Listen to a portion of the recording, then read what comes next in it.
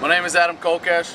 I'm the co-chair of the Board of Directors of Iraq Veterans Against the War and a member of the DC chapter of Iraq Veterans Against the War. We are co-sponsors of the Answer Rally on the 15th and the march to the Capitol to conclude with a massive die-in to remind Congress of the cost of this war as they consider the Betrays report and, as we hope, a new direction forward in Iraq. I served in Fallujah as a sergeant on a Marine Corps Civil Affairs team from February to September of 2004. And the reason I'm against this war and the ongoing occupation of Iraq is because it's bad for America.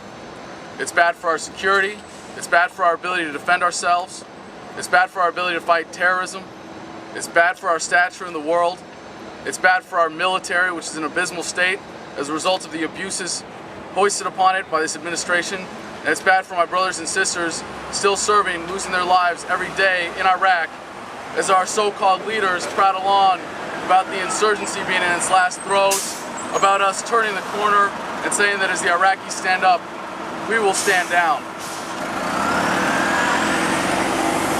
The reason the march on September 15th is so important, and the reason the government feels so threatened by it, is because it represents a potential turning point for the entire anti-war movement that is opposing the policies of this administration.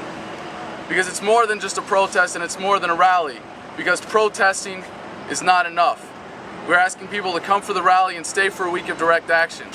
We're having a training day on Sunday the 16th. The 17th is National Truth and Recruiting Day.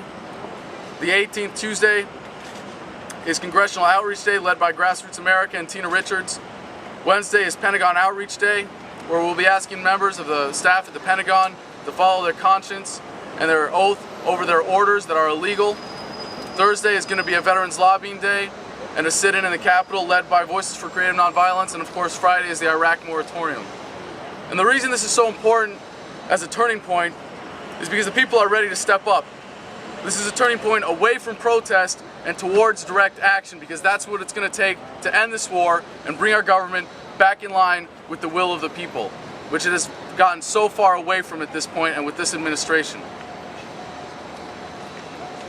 What the various administrations that have come after Answer for their promotional efforts and their postering, what they have done to curtail their First Amendment rights is absolutely unconscionable.